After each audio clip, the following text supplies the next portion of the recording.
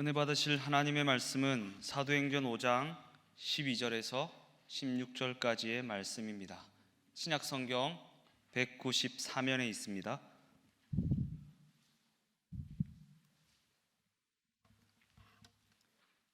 신약성경 194면 사도행전 5장 12절에서 16절까지의 말씀 다 같이 합독하시겠습니다. 사도들의 손을 통하여 민간의 표적과 기사가 많이 일어나매 믿는 사람이 다 마음을 같이하여 솔로몬 행각에 모이고 그 나머지는 감히 그들과 상종하는 사람이 없으나 백성이 칭송하더라. 믿고 주께로 나오는 자가 더 많으니 남녀의 큰 무리더라. 심지어 병든 사람을 메고 거리에 나가 침대와 요 위에 누이고 베드로가 지날 때에 혹 그의 그림자라도 누구에게 덮일까 바라고 예루살렘 부근에 수많은 사람들도 모여 병든 사람과 더러운 귀신에게 괴로움을 받는 사람을 데리고 와서 다 나음을 얻으니라. 아멘. 아주 오래전에 초등학교 3학년 어린 꼬마가 있었습니다. 아침 아버지가 자전거를 사주셔서 기쁜 나머지 애가 일찍 일어나지도 않는 애인데요, 학교 가기 전에 일찍 새벽같이 일어나가지고는 자전거를 타고 이제 돌아다니는 거예요. 그런데 집 앞에 갑자기 깜짝 놀란 것이 떨어져 있는데 이게 웬일입니까? 당시는 1,000원짜리가 아주 귀했는데 1,000원짜리가 이만큼 한 묶음이 그냥 떨어져 있는 거예요. 애가 너무나 놀라가지고 어떻게 할까 고민하다가 이걸 갖고 아직 어린 초등학교 3학년이지만 이거 경찰서에 가져가야겠다 해가지고 자전거에 싣고 그냥 페달을 밟아가지고 경찰서에 가져가서 신고를 한 거예요. 그거 드리고 이거 주웠어요. 그리고 이제 집에 왔습니다. 그런데 그 다음 주 월요일 날, 그 당시에는 초등학교에서 아침 조회라는 걸 했거든요. 아침 조회를 하는데 경찰서에서 전화가 온 거예요. 지금 빨리 학교 가야 된다고. 그 조회 때 상장을 주기로 했으니까 빨리 가서 교장 선생님께 상장을 받으라는 거예요. 그 당시는 오후반, 오조반이 있었기 때문에 이 어린이는 오후반이었어요. 오전에 조회를 하러 갈 필요가 없는 거죠. 그래서 이제 천천히 학교 가려고 있었는데 급하게 경찰서에서 전화를 받고 그 학교에 갔더니 이게 웬일입니까? 택시를 타고 도착했는데 김영근 어린이 아유 죄송합니다. 제 이름이 나네요. 막 사람이 이름을 부르는 거예요. 그래가지고 그냥 막 뛰어가가지고 상을 받았습니다. 그러니까 이제 궁금했어요. 아니 도대체 내 이름을 어떻게 알았고 우리 학교 다니는 걸 내가 어떻게 이 경찰 아저씨들이 알았을까? 그래서 근데 상장을 받아왔더니 그날 아버지가 너무 좋아하셔가지고 평상시에 안 사주시는 짜장면을 사주시는 거예요. 너무 기뻐하시고 그냥 그러시더라고요. 나중에 조금 시간이 지나서 조금 커서 알게 됐습니다. 제가 이제 집에 와서 아버지한테 그 얘기를 했더니 아 그래? 그러는데 아버지가 경찰서에 가가지고 며칠 전에 어린이가 돈을 한번 주워서 신고한 적이 있었느냐 그랬더니 이제 경찰서에서 이런 일이 있었는데 마침 그 어린이 이름하고 학교를 안 물어봤다. 그래서 아 우리 아들입니다 그러면서 아버지가 다 알려준 거예요. 그러니까는 실제로 상을 받은 것은 아버지 때문에 받게 된 것이죠. 그 어린이는 나중에 잘 자라서 순복음 금종교회 담임 목사 설회로 오게 되었습니다. 네.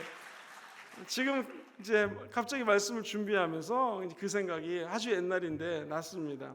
가만히 생각해 보면 상은 아들이 받았지만 실제로 그 뒤에서 받을 수 있도록 자전거도 사주고 경찰서에 가서 이거 우리 아들이 그런 겁니다 라고 얘기해 주신 것은 아버지시죠.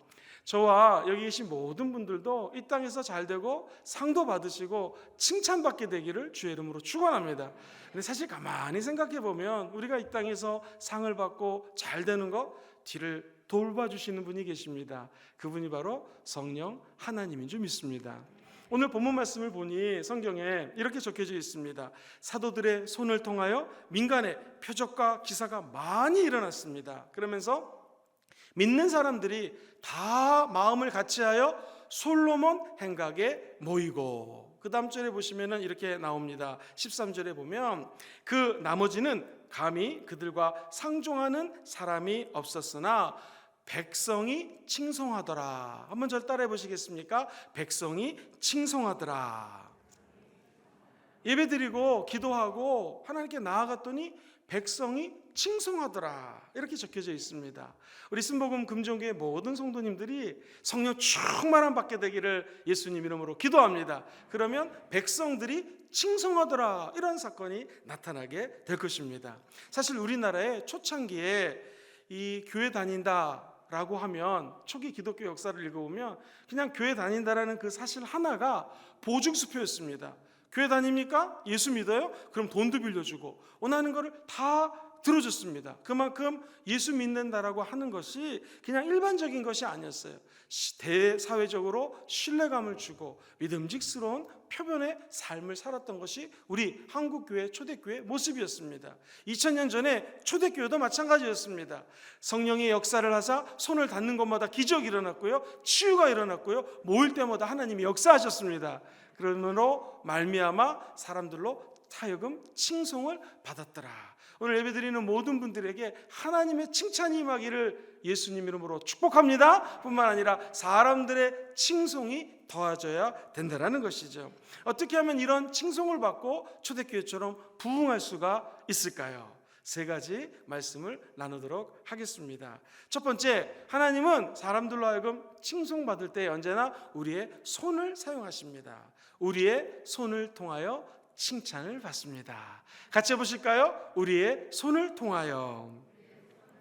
과연 그러한지 말씀에서 한번 확인해 볼까요? 12절 말씀에 이렇게 적혀져 있습니다. 시작. 사도들이 손을 통하여 민간의 표적과 기사가 많이 일어나매 믿는 사람들이 다 마음을 같이하여 솔로몬 행각에 모이고.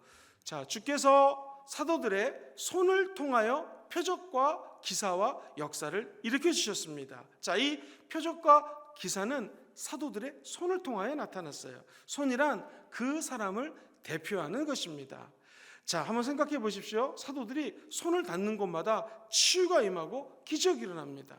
마치 집에서 어머니의 손이 닿으면요, 팥뿌리, 배추, 맛이 없는 것 같은 그런 것들이 모여가지고 맛있는 된장찌개, 김치찌개가 뚝딱하고 생기는 것처럼 사도들의 손을 통하여 이루어질 수 없는 기적들이 뚝딱하고 생기더라는 것입니다. 사도들이 손을 통하여 하나님의 역사가 나타났지만 그 뒤에서 일을 하시는 분은 하나님이십니다. 엄마의 손이 닿으면 정돈이 되고 집안이 깨끗이 청소가 되고요, 빨래가 끝나고 나면 다 마른 다음에 착착착 개켜져 가지고 장 안으로 쏙 들어가듯이 성령이 역사하면 성령 하나님께서 우리 안에 있는 더러운 것들을 청소해 주십니다. 그리고 버릴 것을 다 버려주시고 정리정돈을 성령 하나님의 은혜 가운데 행하여 주신다라는 것이죠.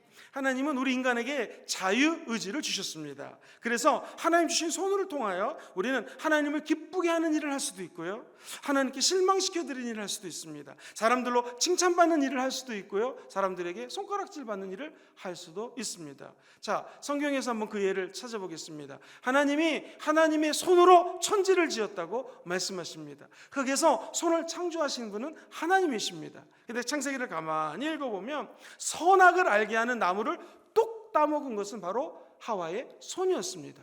하와가 혼자 먹는 것이 아니라 남편에게 손으로 그 사과를 전해주니 그 사과를 받아서, 선악과를 받아서 먹은 사람은 또한 아담이었습니다. 손으로 죄를 지은 건 아담입니다. 자, 자기의 동생이 하나님께 예배드리는 모습을 보고 갑자기 마음속에 시기하고 질투하는 마음이 생겼습니다. 그래서 가인이 아벨을 돌로 쳐서 죽일 때 사용한 것도 손이었습니다. 한편 창세기 4장을 지나 6장을 지나가면 하나님이 한 의인에게 말씀을 전해줍니다. 너는 앞으로 한 120년 동안 뚝딱뚝딱뚝딱 노아의 방주를 지어라 했을 때 노아가 이 하나님의 음성을 듣고 방주를 짓습니다. 무엇으로요? 손으로 지었습니다. 이처럼 하나님이 창조하신 손으로 타락할 수도 있고 하나님이 창조하신 손으로 노아의 방주를 만들 수도 있는 것입니다. 11장에 가면 바벨탑을 열심히 쌓은 것 사람의 손이었습니다. 그리고 재창조의 능력 가지고 이 손을 통하여 사랑을 전파한 것도 바로 하나님의 만드신 사람의 손이었습니다. 자, 요셉을 시기해가지고 그 형들이 팔아 넘깁니다. 형들의 손으로 땅을 파고 요셉을 팔아넘기게 되죠. 죄도 손으로 듣습니다. 그러나 하나님의 칭찬과 사람의 칭찬도 사람의 손을 통하여 임하게 된다는 것입니다. 쭉 지나서 출애굽기 정도 가면은 모세에게 하나님의 영이 임합니다. 그리고 하나님께서는 모세를 향하여 이렇게 선포를 합니다. 출애굽기 14장 16절 말씀, 하나님은 모세에 무엇을 사용했을까요? 시작. 지팡이를 들고 손을 바다 위로 내밀어 그것을 갈라지게 해라. 홍해가 우리 앞에 펼쳐져 있습니다. 하나님이 사용한 것은 손을 내밀어라. 그러면 바다가 갈라지게 될 것이다. 오늘 이 밤에 하나님께서는 저와 여러분의 손을 통하여 기적을 일으켜 줄 것입니다.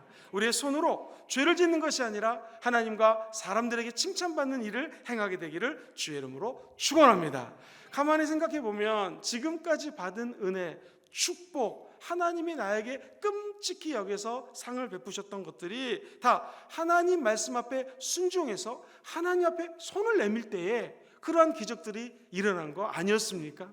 한번 사랑하는 성도님들, 성령을 처음 받았을 때를 한번 생각해 보십시오. 방언이 터지고 눈물로 하나님의 살아계심을 체험했을 때 돌이켜보면 큰 은혜였는데 그거 하나님 앞에 주여 내 손을 주께 높이 듭니다. 저를 받아주세요. 천부여 의지 없어서 두 손 들고 주께 나옵니다. 할 때 주님이 우리의 손을 잡아주신 것이죠. 오늘 이 밤도 마찬가지입니다. 우리의 손을 하나님이 잡아주셔야지 어려움 속에서 일어날 수가 있습니다. 하나님이 우리의 손을 붙들어 주셨을 때에 우리는 이 코로나 사태에서 극복하고 일어날 수 있는 힘과 에너지와 동력을 얻게 될 것입니다. 그 하나님의 손을 잡는 역사가 오늘 이 금요철야 예배를 통하여 나타나게 될 줄 믿습니다. 성령님은 이와 같이 우리의 연약함을 도우시나니 라고 로마서 8장 26절 이하는 얘기합니다. 성령님이 우리의 연약함을 도와주신다. 이 말은 헬라어 원어로 보면은요, 성령님이 우리의 손을 붙잡아 주신다라는 거예요. 그래서 내 손으로 하나님께 영광을 돌리고 사람들에게 칭찬받는 것 같지만 실제로는 하나님이 저와 여러분들의 손을 붙잡아 주셔야지만 기적이 일어날 수 있다는 것이죠. 이사야서에는 이런 말씀이 있습니다. 나의 의로운 오른손으로 너를 붙들리라. 주님이 우리를 붙들어 주시면 하나님께 칭찬받고 사람에게 칭찬받는 사건이 임하게 될 것입니다.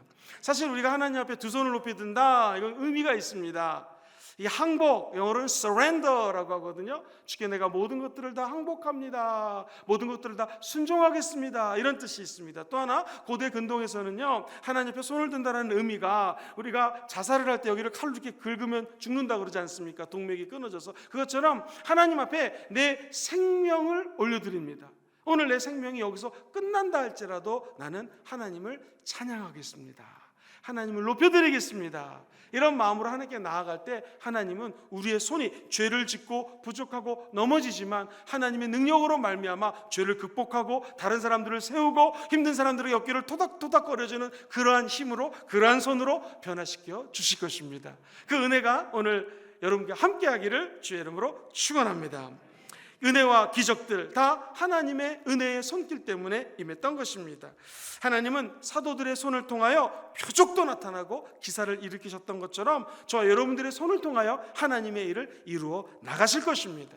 신약에 가면 이런 일이 있습니다. 지금 어른들만 5천 명이 모였습니다. 사람들이 배가 고파요. 모였을 때 먹어야 되지 않겠습니까? 그런데 먹을 게 없습니다. 계산을 빨리 한 제자가 이거 200데나리온도 넘는 돈이 필요합니다. 그랬더니 하나님 말씀에 순종을 하는 하나님의 제자가 얘기합니다. 여기 어린이 도시락이 있습니다. 그 어린이는 자기가 먹으려고 보리떡 5개하고 물고기 2마리를 갖고 왔습니다. 대부분의 성경학자들의 견해는 보리떡이 큰 보리떡이 아니에요. 피자, 콤비네이션, 라지 아닙니다. 요만한 아이들이 먹는 그냥 조그만 떡 5개예요. 그럼 물고기 2마리, 참치, 고등어 이만한 거였을까요? 아닙니다.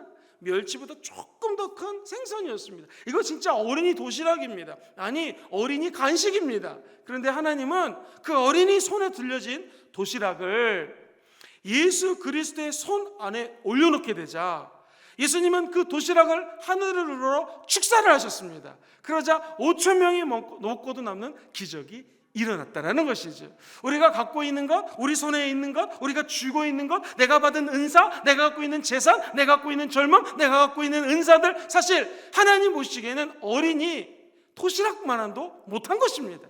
중요한 것은 무엇입니까? 저 여러분들의 손에 있는 이것을 어떻게 해서든지 예수님 손 위에 올려놔야 되는 것입니다. 그러면 주님께서는 저와 여러분들의 손 위에 있는 것을 하나님의 아들 예수가 부여잡으시고 하늘을 우러러 축사하시면 오늘 그곳에 기적이 일어나게 되는 것입니다.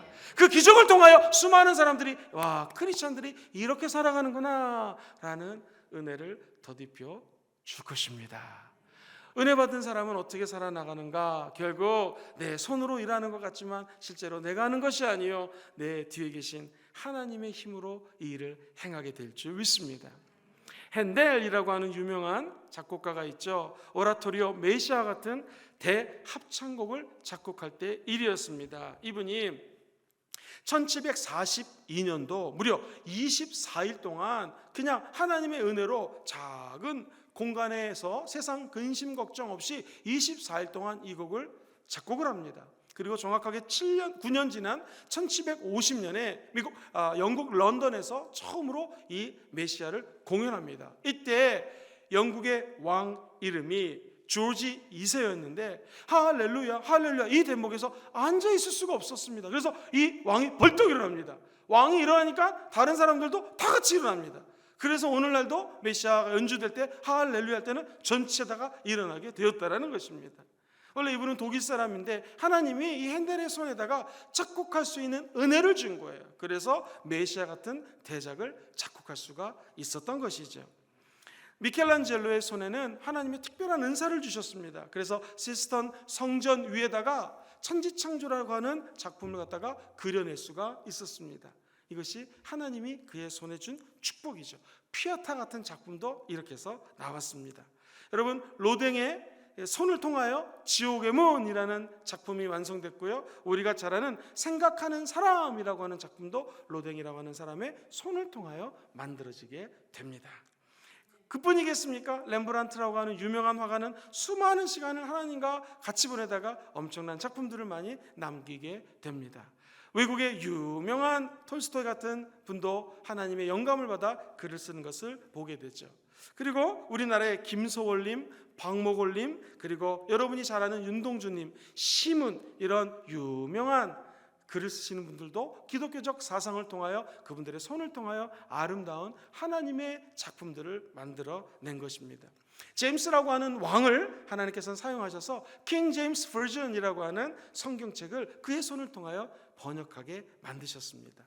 미국의 존슨 호킨슨이라고 하는 유명한 병원이 있거든요. 거기에 벤 칸슨이라고 하는 박사가 있어요. 샴 쌍둥이 머리가 붙어서 나온 아이를 그의 손으로 수술을 하게 됩니다. 구약에서도 신약에서도 그리고 교회사를 통해서도 수많은 예술가를 통해서도 의사 선생님을 통해서도 하나님은 많은 사람들의 손을 사용해서 일을 하고 계십니다. 저와 여러분도 마찬가지입니다. 우리의 손이 하나님께 쓰임받는 날이 오게 될 것입니다. 하나님은 우리가 이 사용하는 손을 통하여 하나님께는 영광이요 이 땅에 믿지 않는 자들에게 사랑을 받고 격려를 받고 칭송을 받는 기적이 일어나게 될 것입니다. 자, 그렇다면 우리의 이 인간을 대표하는 손 어떻게 사용해야 될까요? 저와 여러분들의 손이 생명을 살리는 일에 쓰임받기를 주의 이름으로 축원합니다. 죄 사함 받는 곳에 우리의 손이 쓰임받아야 됩니다. 사람들이 회개하고 성령 받는 곳에 우리의 손이 쓰여야 됩니다. 믿는 자에겐 이런 표적이 따르리니 내 이름으로 손을 얹은 즉 나으리라고 말씀하셨습니다. 우리 자녀들이 아플 때 믿음으로 손을 얹어 기도하면 치유하는 역사가 나타나게 될 것입니다. 아픈 사람들에게 가서 요즘같이 코로나가 있으면은 간절히 안수기도 못하겠지만 마스크 쓰고 멀리 떨어져라서 손을 내밀고 기도하는 곳에 하나님의 영광이 나타나게 될 것입니다. 그것을 보고 수많은 사람들이 와, 예수 믿는 사람들의 손에는 이러한 권능이 있구나라고 칭송받는 은혜가 임할지어다. 참 재밌는 것은요, 사도행전을 쭉 읽어나가다 보면 이게 사람의 힘으로 안 됩니다. 어찌 사람들이 치유되고 내 손을 통하여 기적을 일으킬 수 있겠습니까? 이것은 성령님이 역사하셔야 되는 것이죠. 성령을 받으면 사람이 담대해집니다. 성령을 받으면 가만히 있지 못해요. 때를 얻든지 못 얻든지 생명을 전하고 싶습니다. 사람들이 나를 감옥에 가둬도 상관이 없어요. 나를 채찍질로 때린다 할지라도 이 복음을 증거할 수밖에 없다라는 거예요. 오늘 이 본문 말씀이 사도행전 5장인데 사도행전 5장 뒷부분 가서 쭉 읽어보면 40절 이하에 이런 말씀이 나옵니다. 이 바리새인들이 감옥에 가두고 채찍질을 하고 별짓을 다 해도 이 믿는 사람들이 더 열심히 믿는 거예요. 그래서 이렇게 표현합니다. 너희들은 다시는 예수 그리스도의 이름으로 가르치거나 부활을 전파하지 말아라 라고 협박을 합니다. 채찍질을 합니다. 그리고 사람들을 쫙 풀어 놓습니다. 어떤 일이 벌어질까요? 이 제자들이 마음에 확신과 믿음이 있기 때문에 그러면 그럴수록 더 담대해집니다. 더 강하고 담대하게 복음을 전합니다. 심지어 사도행전 5장 42절에 보면 예수는 그리스도입니다 라고 날마다 성전에 있든지, 같이 읽어볼까요? 시작. 그들이 날마다 성전에 있든지 집에 있든지 예수는 그리스도라고 가르치기와 전도하기를 그치지 아니하였다.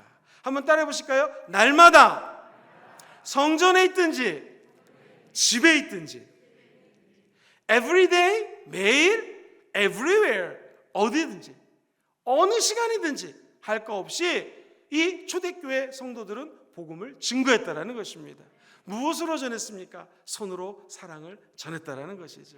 손은 사랑을 의미합니다. 어렸을 때 배가 아프면 할머니가, 다들 경험 있으시죠? 할머니 손은 약손 하고 문질러 주면 이상하게 배가 안 아팠습니다. 왜 그럴까요? 그 할머니의 사랑의 손길 때문에 치유가 임하게 되는 것이죠. 오늘도 우리 예수 그리스도의 사랑의 손길 때문에 우리 마음속에 있는 답답한 심령들이 치유되는 은혜가 임하기를 주의 이름으로 축원합니다.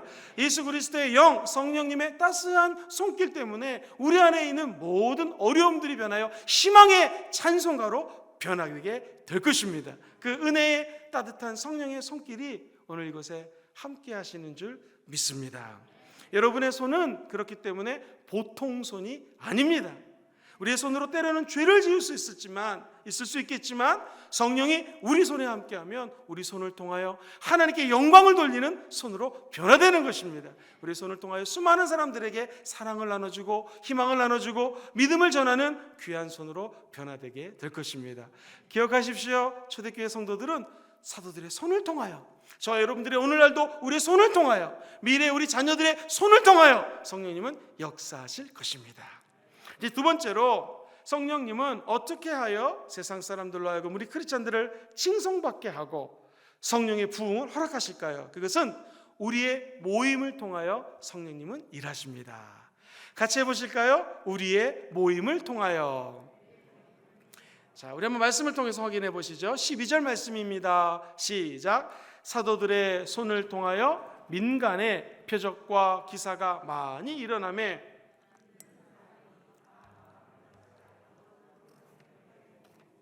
저기 보시면 믿는 사람들이 다 마음을 같이하여 솔로몬 행각에 모였다라는 것입니다. 자, 그 당시 예수 그리스도께서 성전에서 말씀을 가르치실 때 성전 동편에 보면 4가지 기둥을 뿌리를 놓고 오늘날 같으면 텐트 같은 걸 쳐가지고 이 솔로몬 행각이라는 것을 만들어놨어요. 그리고 사람들이 거기서 복음을 가르치기도 하고 배우기도 하고 쉼을 가졌습니다. 젊은이 쓰는 말로 아직트가 되어서 거기서 복음을 서로 나누고 담소를 즐겼던 곳이 바로 이 솔로몬 행각입니다. 중요한 것은 이들이 매일 모였다라는 것입니다. 어떻게 모였어요? 마음을 같이 하여서 모였다라는 것입니다.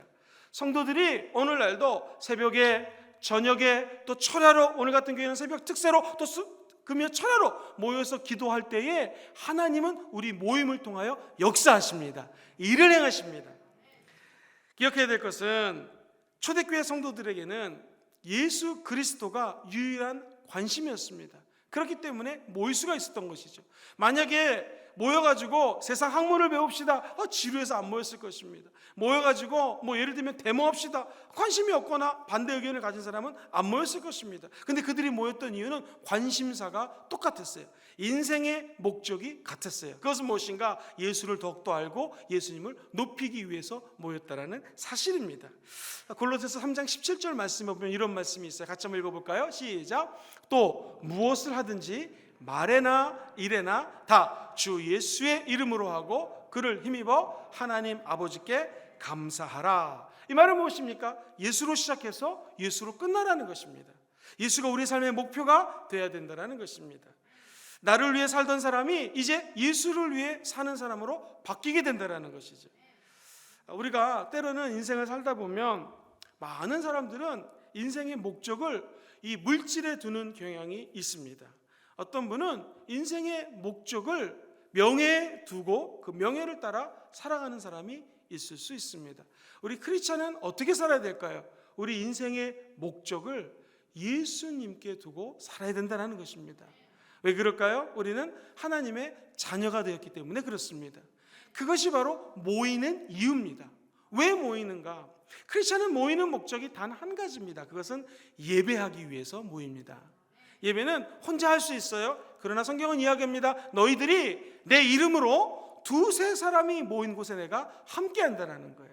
이것은 영적인 시너지 효과입니다. 혼자 기도할 수 있어요. 근데 우리가 왜 금요초에 이렇게 모여서 기도합니까? 그것은 혼자 기도하는 것보다 예수 이름으로 모여서 기도할 때 성령의 역사가 나타나기 때문에 그렇습니다. 초대교회인들은 모여서 예배드리고 흩어져서 전도하고, 그리고 다시 소그룹으로 집에서 모여서 예배드리고 흩어져서 전도하고, 다시 대성전에 모여서 예배드리고 흩어져서 전도하고, 또 소그룹으로 모이고, 이것이 지속적으로 반복됐다라는 거예요. 우리 교회가 부흥하고 성장하고 하나님의 위로가 넘치기 원하시는 성도님들은 아멘 해보실까요? 우리 어떻게 될까요? 모여서 예배 드려야 됩니다.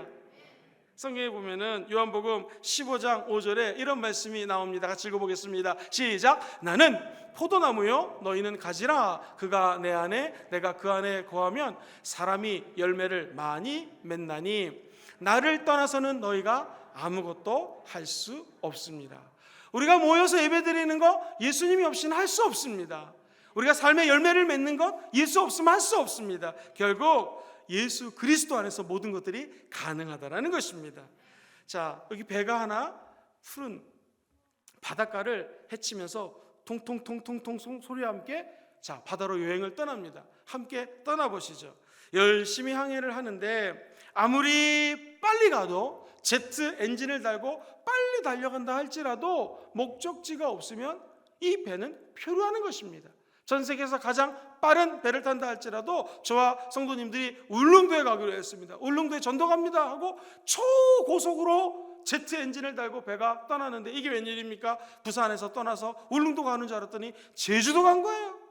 요즘 제주도 도지사님이 오지 말라고 하십니다. 코로나 때문에. 여러분, 아무리 빨리 간다 할지라도 방향이 틀리면 이 배는 표류하는 것입니다. 우리 개인의 삶도 마찬가지입니다.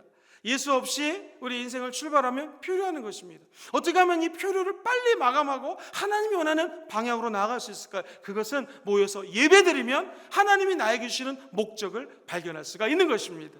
오늘 금요철회를 이곳에서 화명성전에서 TV에서 또 인터넷으로 드리는 모든 성도님들에게 기도하시고 하나님의 말씀을 들으시고 찬양하실 때에 올바른 인생의 방향이 재정립되기를 주의 이름으로 축원합니다. 성도들은 모여서 예배 드릴 때에 하나님께는 영광이요 사람들로 하여금 칭찬을 받게 된다는 것이죠. 본문에 보면 많은 믿는 사람들이 다 같은 마음으로 함께 기도했다고 이야기를 합니다. 이 마음은 이렇게 생각할 수가 있습니다. 예배를 드리지 않으면 내 마음이 2갈래, 3갈래, 5갈래, 6갈래로 나눠진다는 거예요.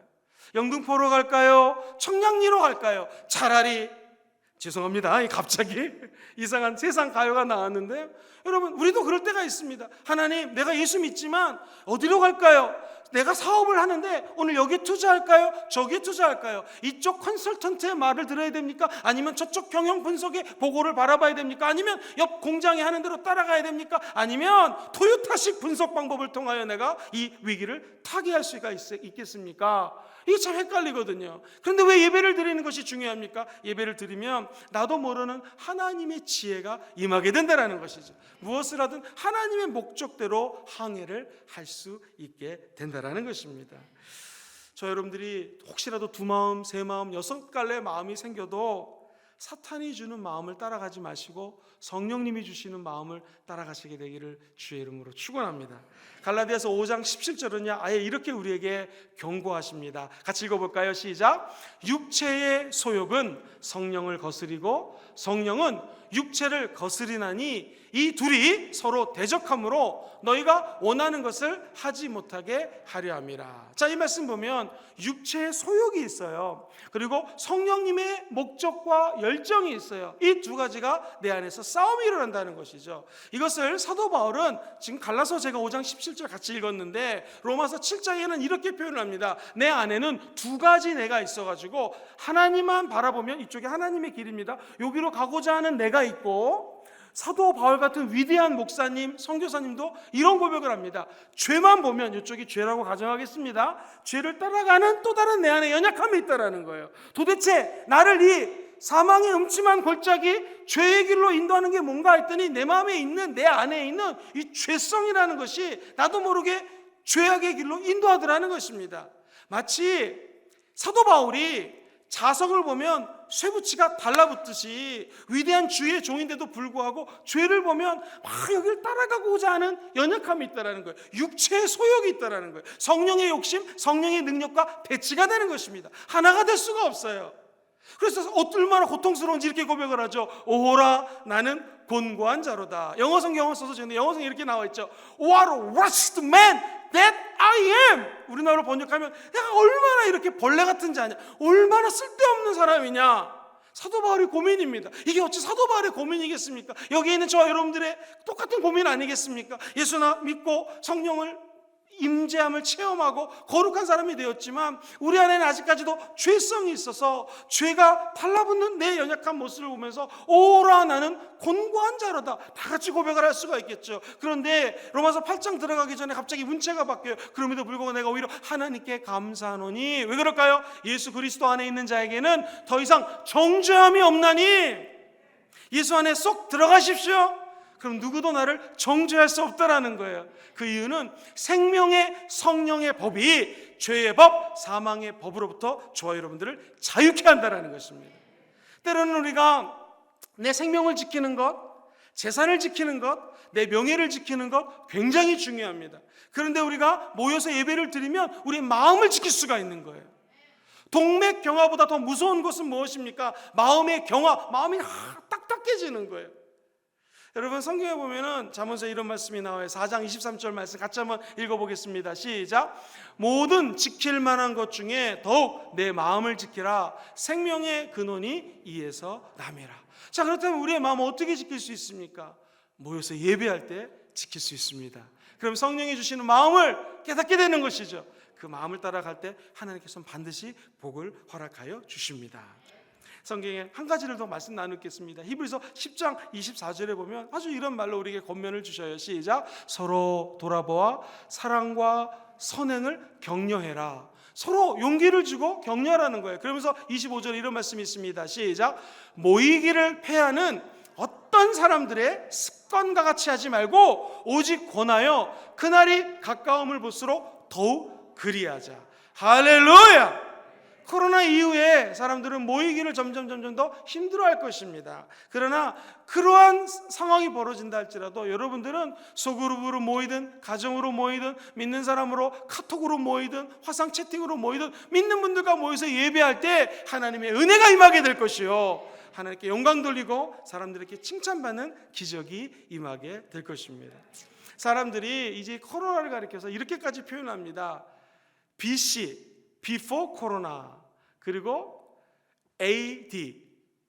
AD라고 우리가 알고 있죠. 근데 AC로 바꿔가지고 After Corona, 코로나 이전과 코로나 이후는 많이 생활이 바뀔 거라는 것이죠. 예를 들면 자동차를 다 만들 수 있는데 중국에서 부품이 안 들어오는 거예요. 예전에 우리 기존의 사고방식은 부품이야 세계 어디에 있으면 되는 거예요. 중국, 인도, 베트남 상관없어요. 부품 갖고 와서 조립하면 됩니다. 그런데 이제는 이 공장이 외국에 있으면 들어올 수가 없어요. 그래서 부품한 공장을 이제는 다시 국내로 들어올 거라는 것이죠. 이제는 코로나 이후에는 많은 것들이 변화될 것입니다. 그러나 사랑하는 성도님들 기억하십시오. 우리 크리스찬들은 예수의 이름으로 모여 기도할 때 하나님의 은혜가 임하게 된다는 것이죠. 우리가 어떻게 하면 이 성령 주시는 마음으로 살아갈 수 있을까요? 대체로 보면은요, 기도하다가 하나님이 감동을 주시면 첫 번째 그 감동이 하나님의 뜻인 경우가 많습니다. 자, 예를 들어 보겠습니다. 어느 교회에서 주차를 하는데 저 주차를 좀 멀리 하시고 새신자들이 좀 편하게 주차하십시오 라고 광고를 했습니다. 그럼 김 집사님이 아멘, 그래야지, 내가 좀 희생하고 초신자들이 파킹을 좀 편하게 해야지 라고 멀리 파킹하고 오는데 무슨 생각이 들까요? 가만히 있어봐, 박 집사님, 이 집사님 저기 파킹하네? 이러면서 마음이 헷갈리게 되는 것이죠. 예배를 드리다 성령의 음성을 듣습니다. 기도해야지, 아멘, 기도해야겠다는 하나님의 생각을 받은 거죠. 그런데 기도하다 보면 저 사람들은 기도 안 해도 사업이 잘 되네, 기도 안 해도 운동 나가고 재밌는 일 하는데도 좋은 일이 생기네. 사람이 헷갈리는 거예요. 여러분, 성령님께 기도하다가 첫 번째 주시는 음성을 따라가시게 되기를 주의 이름으로 축원합니다. 그게 하나님의 생각일 확률이 굉장히 높습니다. 야고보서 4장 8절은 이렇게 권면을 합니다. 같이 읽어볼게요. 시작. 하나님을 가까이 하라. 그리하면 너희를 가까이 하시리라. 죄인들아 손을 깨끗이 하라. 두 마음을 품은 자들아 마음을 성결하게 하라. 자, 우리가 예배드리지 않으면 두 마음, 세 마음, 다섯 마음, 여섯 마음으로 나눠질 때가 있습니다. 그러나 오늘 저와 여러분들은 성령 안에 예배드릴 때 한 마음, 한 마음으로 모여 기도하는 역사, 하나님의 아름다운 예배 현장이 될 것입니다. 성령이 주시는 믿음으로 하나님의 마음을 따라갈 때 기적이 일어납니다. 이처럼 초대교회는 하나님의 마음으로 한 곳에 모여 기도할 때 기적이 일어났습니다. 마지막 큰 세 번째로 우리는 어떻게 하나님께 칭찬받고 사람들에게 칭찬받을 수 있을까요? 그것은 주님의 치유를 통하여 하나님의 은혜를 나누게 되어 있습니다. 같이 볼까요? 주님의 치유를 통하여. 우리 15절과 16절 말씀 아주 귀한 말씀인데요. 본문 말씀 같이 한번 읽어보겠습니다. 15절과 16절 시작. 심지어 병든 사람을 메고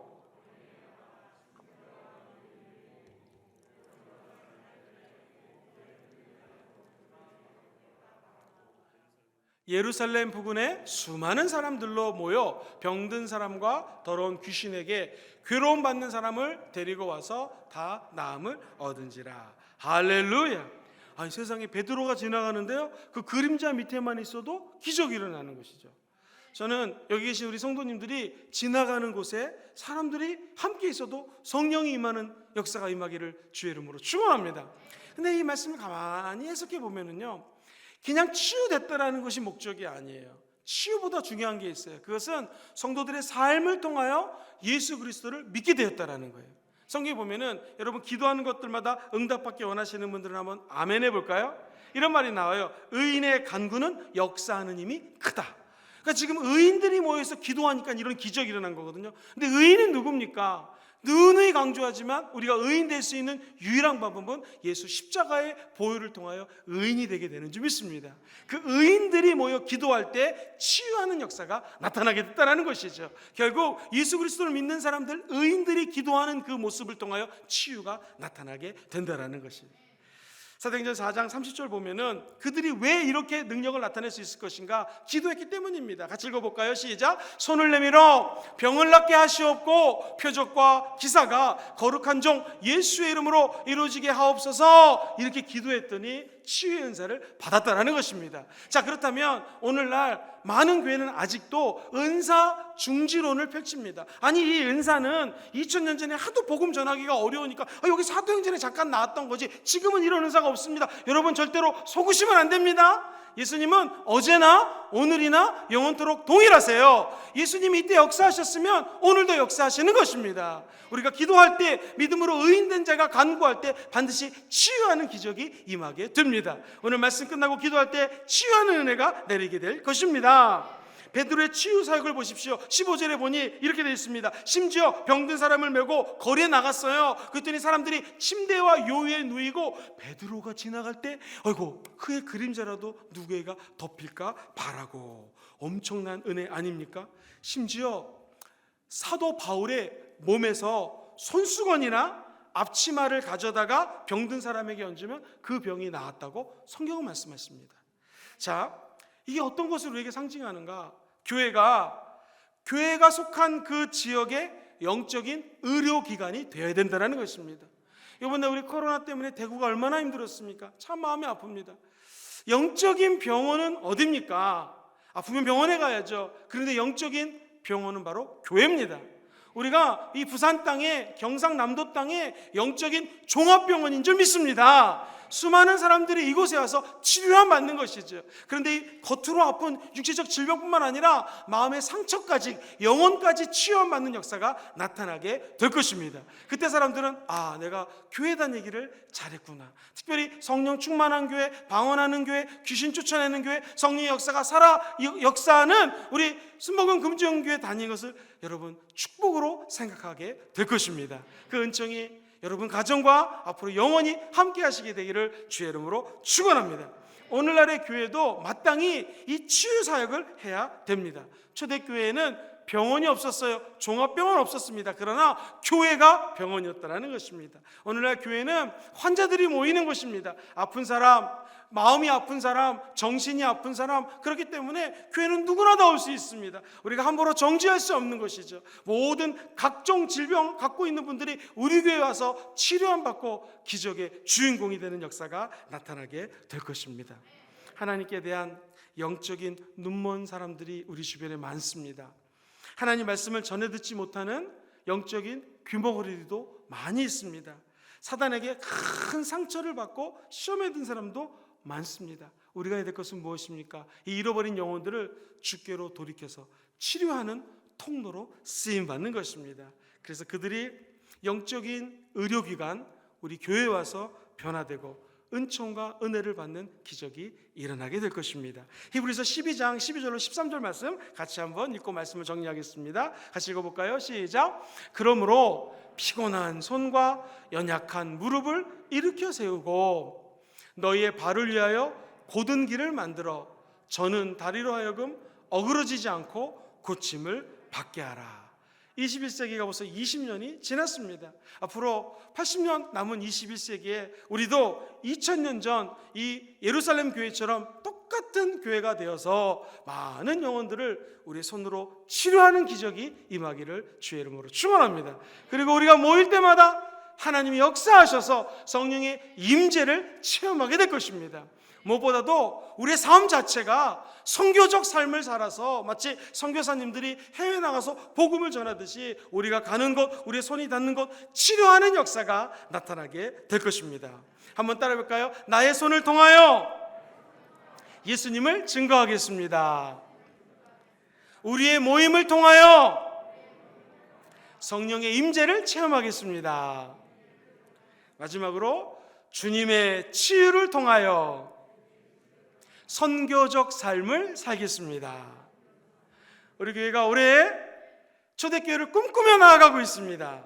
말세에 내가 내 영으로 너에게 부어주리니 자녀들은 예언할 것이요 청년들은 환상을 보고 아비들은 꿈을 꾸게 될 것입니다. 그 성령님의 임재를 꿈꿉시다. 그리고 우리가 성령의 임재를 체험하고 나면 이제 세상에 나아가 선교적 삶, 즉 예수 그리스도를 증거하는 작은 예수로 살아가게 될 것입니다. 마지막으로 가슴에 손을 얹고 따라하겠습니다. 나는 작은 예수입니다. 나를 통하여 기적이 일어납니다. 믿으신가요? 아멘. 그 기적의 주인공이 여러분이 되실 것입니다. 아멘.